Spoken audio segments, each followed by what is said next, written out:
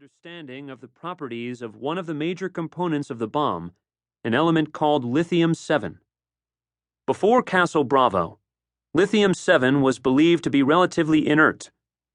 In fact, lithium-7 reacts strongly when bombarded with neutrons, often decaying into an unstable isotope of hydrogen, which fuses with other hydrogen atoms, giving off more neutrons and releasing a great deal of energy. Compounding the error, the teams in charge of evaluating the wind patterns failed to predict the easterly direction of winds at higher altitudes that pushed the fallout cloud over the inhabited atolls. This story illustrates a fundamental paradox of humankind.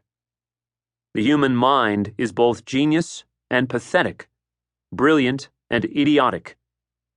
People are capable of the most remarkable feats, achievements that defy the gods.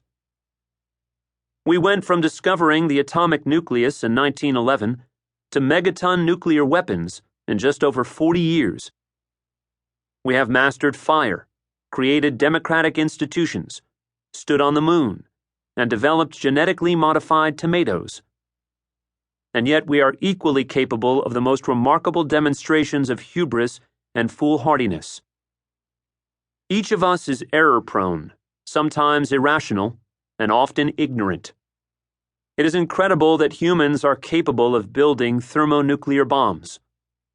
It is equally incredible that humans do in fact build thermonuclear bombs and blow them up even when they don't fully understand how they work. It is incredible that we have developed governance systems and economies that provide the comforts of modern life, even though most of us have only a vague sense of how those systems work. And yet human society works amazingly well, at least when we're not irradiating native populations. How is it that people can simultaneously bowl us over with their ingenuity and disappoint us with their ignorance? How have we mastered so much, despite how limited our understanding often is? These are the questions we will try to answer in this book. Thinking as collective action. The field of cognitive science emerged in the 1950s in a noble effort to understand the workings of the human mind, the most extraordinary phenomenon in the known universe. How is thinking possible? What goes on inside the head that allows sentient beings to do math, understand their mortality, act virtuously and, sometimes, selflessly, and even do simple things, like eat with a knife and fork? No machine, and probably no other animal, is capable of these acts. We have spent our careers studying the mind. Stephen is a professor of cognitive science who has been researching this topic for over 25 years. Phil has a doctorate in cognitive science and is a professor of marketing whose work focuses on trying to understand how people make decisions. We have seen directly that the history of cognitive science has not been a steady march toward a conception of how the human mind is capable of amazing feats.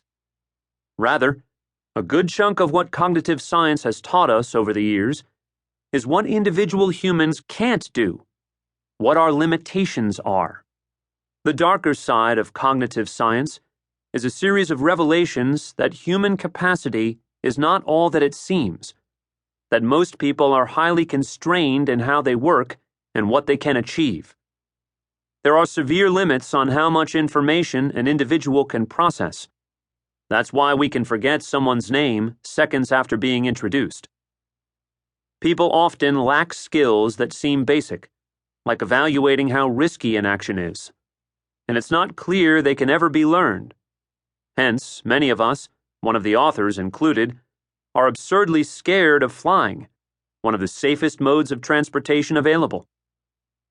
Perhaps most important, individual knowledge is remarkably shallow, only scratching the surface of the true complexity of the world, and yet we often don't realize how little we understand.